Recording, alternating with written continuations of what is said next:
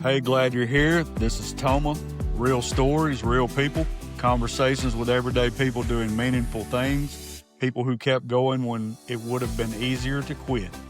Sit back and listen in. Some men choose comfort, some men choose the standard. Today's guest is a graduate of the United States Military Academy at West Point, one of the most demanding leadership institutions in the entire world. Easton Boland earned his commission the hard way through years of discipline, pressure, and accountability.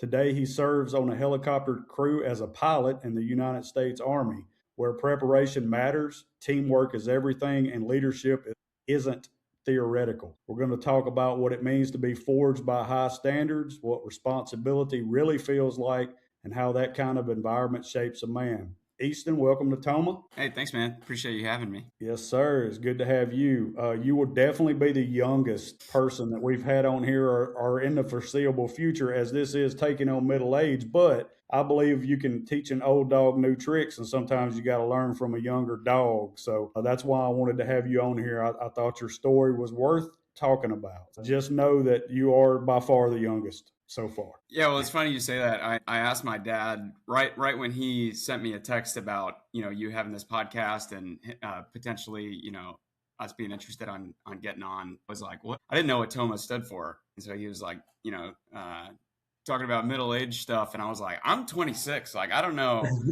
how well I'm going to contribute to this, but, I appreciate you having me anyways.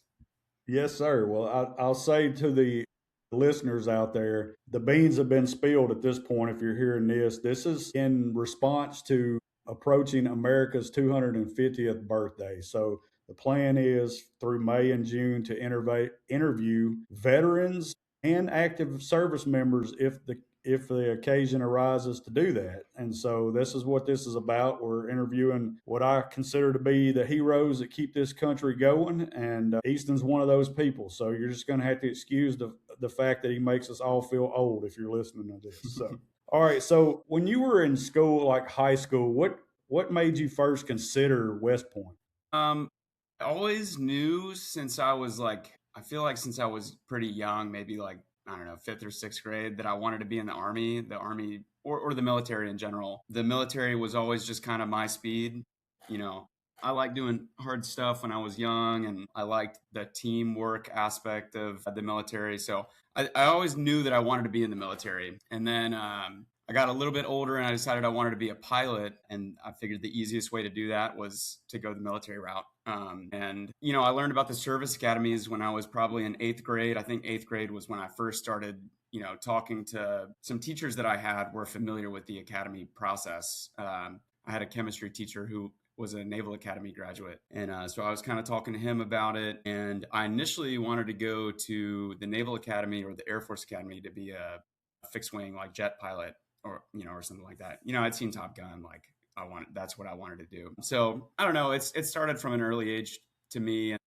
When I was in high school, I had the opportunity to go to a couple of different service academies and kind of see them for a week at a time. They're called summer seminars for if anyone's listening and that are high school aged and are considering service academies, I would recommend, looking at those options. So I went to the Naval Academy, thought it was cool. And then I went to West Point and, mind you, like in my brain, I wanted to go to the Naval Academy or the Air Force Academy because I wanted to be a jet pilot. But there was one thing that a West Point cadet said to me at the time that I was a junior in high school. He said, you go to the Naval Academy and they have statues of boats and ships and submarines because that's what they care about.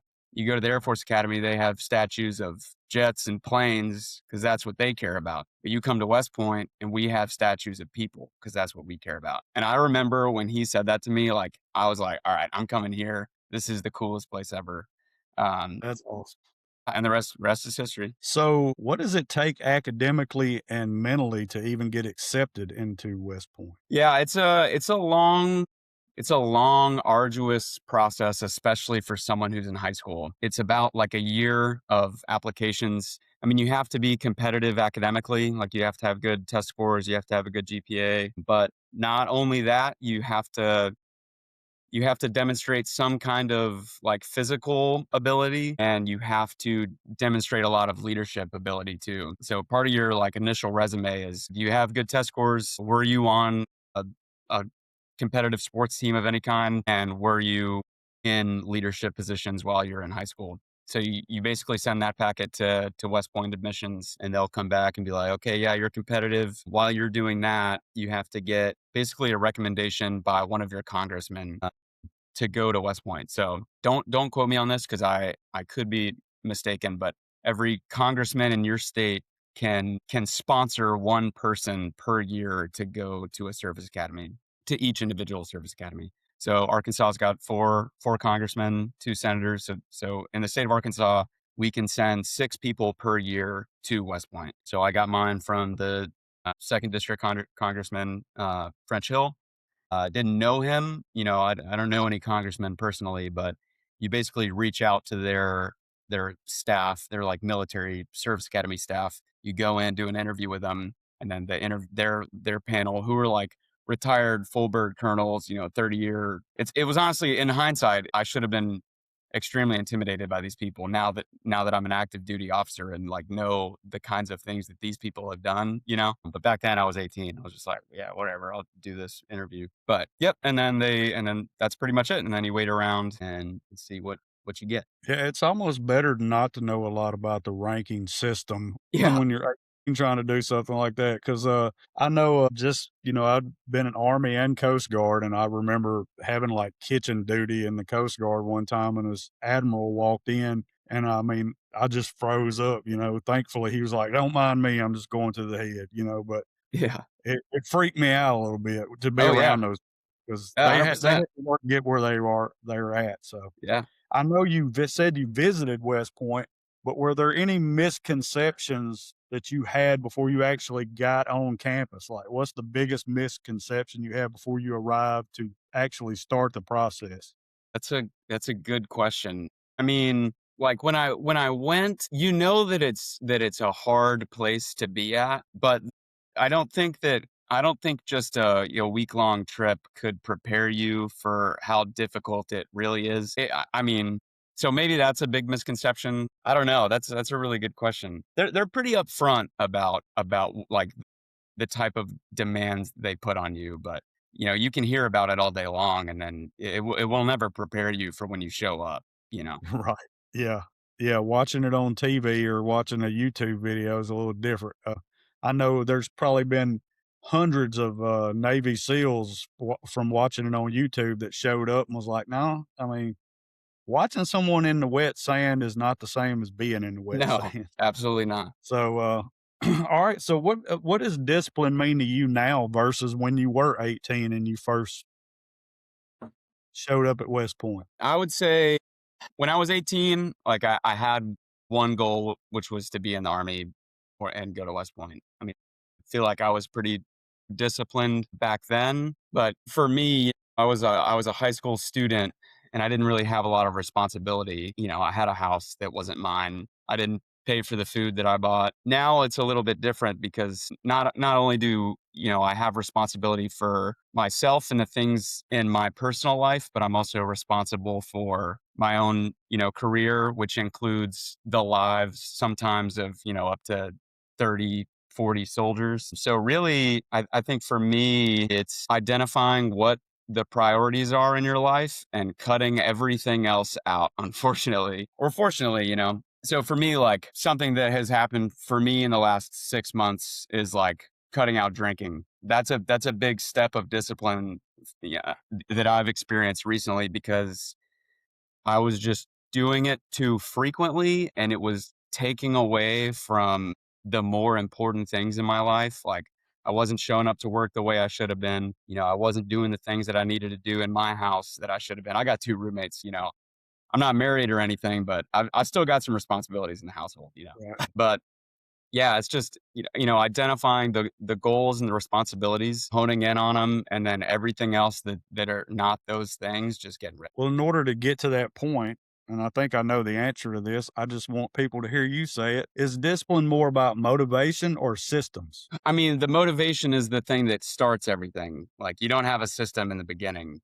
In the beginning, you just have a desire to be better, but that desire goes away pretty pretty quickly once you're in the throes of the getting better. So it's definitely a system thing. If you're talking long-term discipline, long-term growth, uh, you have to figure out how you can sustain that because the motivation is like last night I was in Austin with some friends and we were like bar hopping. I didn't drink. And that's not because I had motivation to not drink. I wanted to. I just had Right. the systems in place. I count my days. That's my system. That's exactly what I did. I got a fridge full of them right now. Yeah. The Guinness is pretty good. Guinness is good. Yeah. So, how do you build consistency when you don't feel like it? Do you just mind over matter it and start? Yeah, that's a good question. I mean, for me, I think I need to have a goal identified. It's easy so there's different things in my life like the drinking thing it's easy for me to fall back on the days that I've accumulated.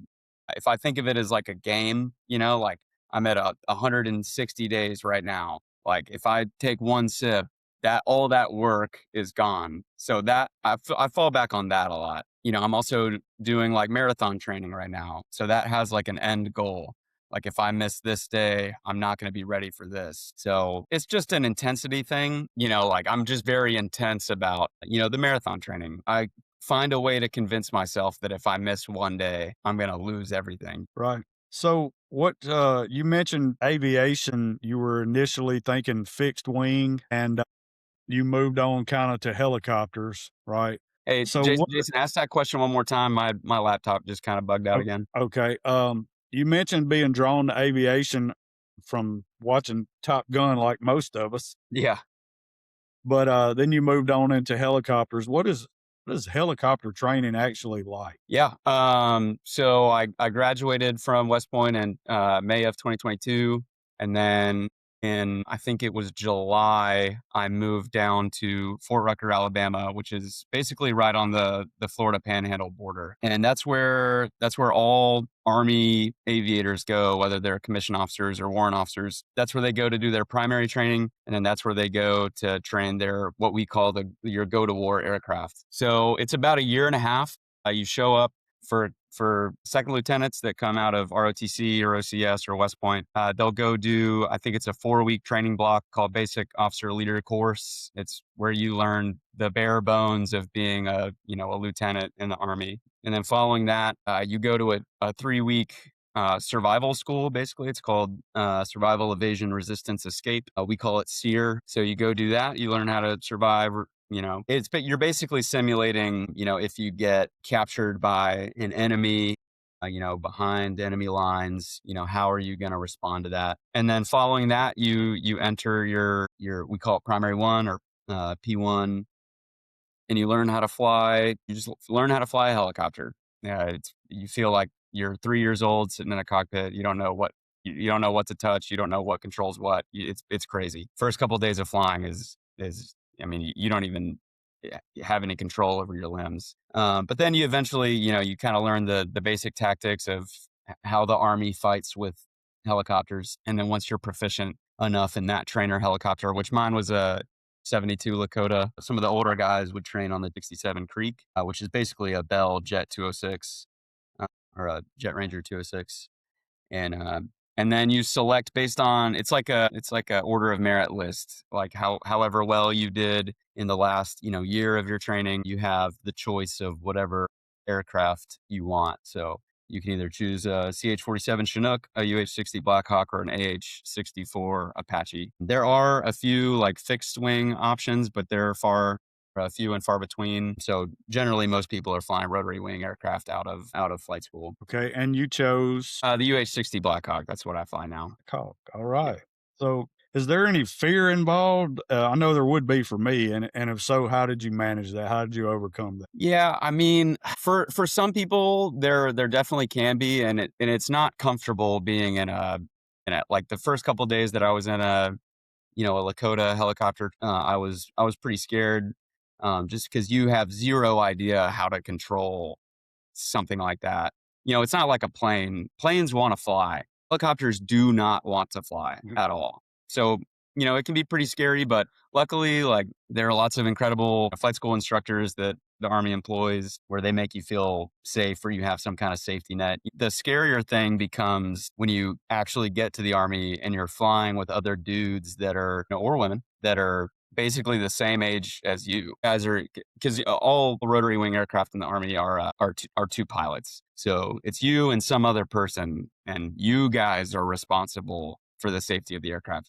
That can be a little intimidating sometimes, but we train so much. We fly every day in flight school, so it just becomes routine. So whatever kind of fears that you have, it usually gets beat out of you by the time you. Yeah, I don't know. That's tough, man. I don't think I've ever made it onto a Black Hawk. I've been on the Chinook. Yep. It's just a big school bus. What you do in the Army? I was infantry, but we flew out of Baghdad for I can't even remember where we were going, but I did get one ride on a Chinook at Nice. one point, and then on a commercial helicopter to go land on a glacier in Alaska Oh, one cool. time. That was pretty cool, but Nice. I had the whole family with me on that one. I couldn't act scared, you know. Right. I didn't necessarily love it, but it was kind of cool, and I'm with you on that feeling that like this thing ain't supposed to fly, but it does somehow. Yep. Somehow it does. I still don't know myself. Yeah.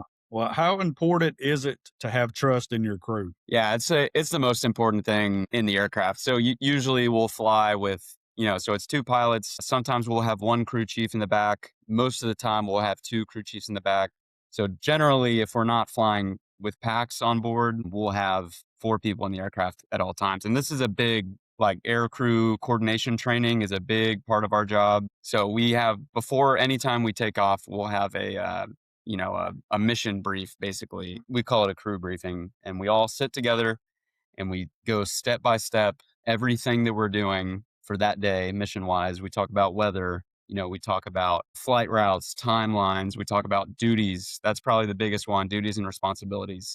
Everyone is required to say that they are familiar with their duties and responsibilities. That's the time where the pilots will divvy out, if we're doing some kind of specific mission task. You are going to take this responsibility. You are going to take this responsibility. We're going to talk about air crew coordination, which we have like 8 different steps that we walk through about, communicating positively to the crew, being explicit about what you're saying, offering assistance when people need it, directing assistance if you need it. So, and that all comes down to trust. You can 100% as any of the crew members, pilots or crew chiefs in the back, if you do not feel comfortable with either the people that you're flying with or the type of mission that you're flying with or the way that your crew has been handling the flight all the way up to getting in the aircraft, you can say, I don't want to go.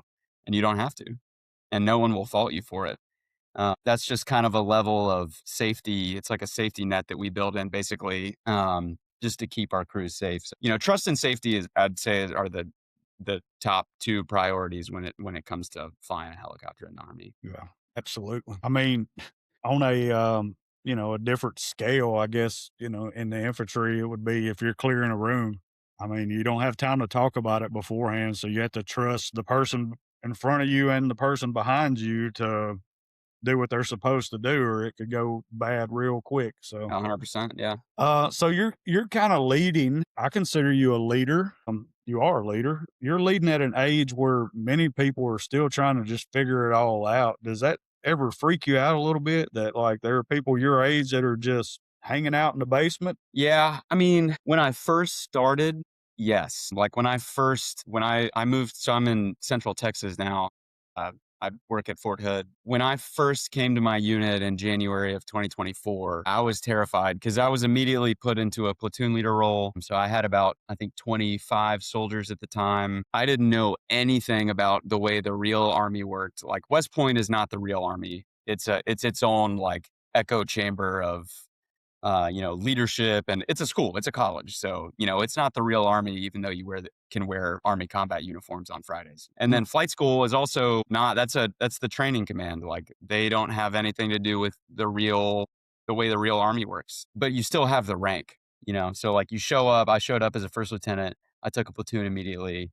these 25 soldiers have expectations of the way that you do things. Like you're a professional, how all the Army systems and processes work already. That's their assumption of you anyways. You really don't. You have no idea what's going on. So Right. yeah, like that can be scary because it's a lot of responsibility for someone who is drinking from a fire hose day in and day out. Luckily, this isn't everyone's experience, but I had one of the best first platoon sergeants I could have had, who knew that I didn't know anything and taught me a lot in the first, I was a platoon leader in that company for 18 months. So I'd say for the first 6 months, I didn't really say much. I got to know the people that I was leading, and I learned from the people who knew way more than I did. And then after that initial 6 months, I felt comfortable enough to really make decisions and do what I had to do. So I would say don't let anyone tell you that they're not uh,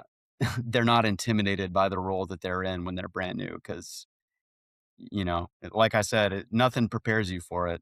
You just kind of get thrown into the fire, and Right. you either you sink or swim. Well, I can tell you, man, I'm 50 years old, and it holds true in the military and in education where I am now is going in as a new leader and finding someone that knows more than you, and then kind of stepping back and observing for a little while Yep. builds respect. It's a good way to build respect as opposed to those that come in and poke their chest out, and everybody knows, including them, that they don't know what they're doing yet, but they still pretend that they do. That's a quick way to bring morale down. So I'm glad to hear you say that.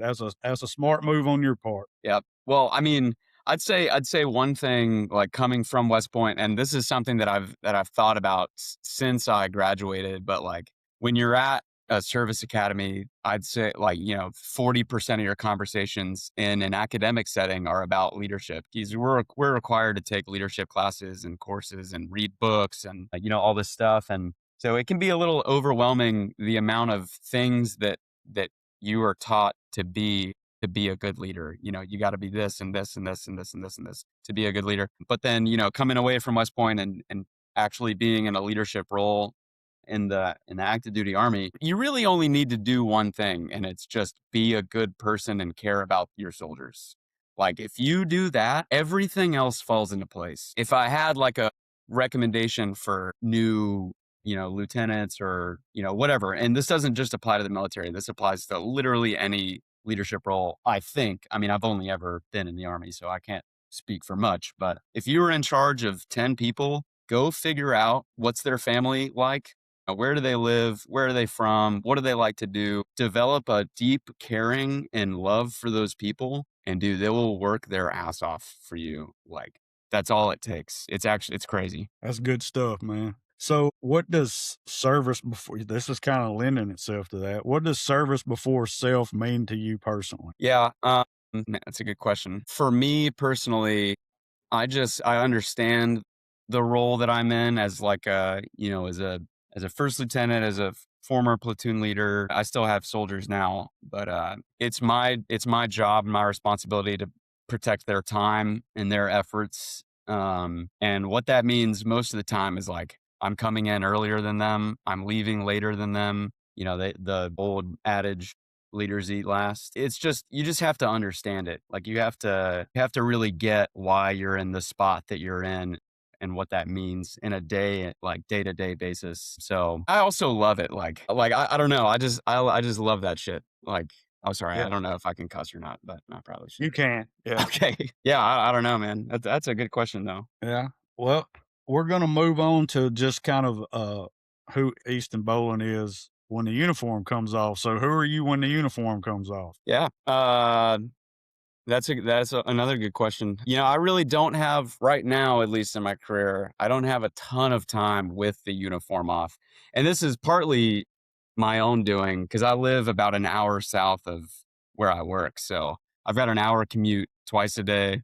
So I usually leave the house at 5:30, and I don't get back till probably 6:30 or 7. So when we're talking about during the week, I wake up, I go work out, I eat, I head to work. When I come back, I usually clean and I go to sleep. During the weekends, I mean, I like to hang out with my friends. I've got two awesome roommates who are also Black Hawk pilots. They're currently, for the next 2 months, they're based out of Fort Rucker, Arizona. My unit just took over the southern border mission, so we're going to support some border patrol activities going on over there in kind of the West Texas and Arizona area. And so I'm by myself right now, but a lot of the times on the weekends, I'll go rock climbing on Saturdays with some friends. I'm usually going for a long run or a bike ride. Last night I ate dinner in Austin with some other friends. I've got about 20 parts that I need to put on my old square body Chevy that's sitting out front to get it back running again. I'll usually do something like that, work on my motorcycle,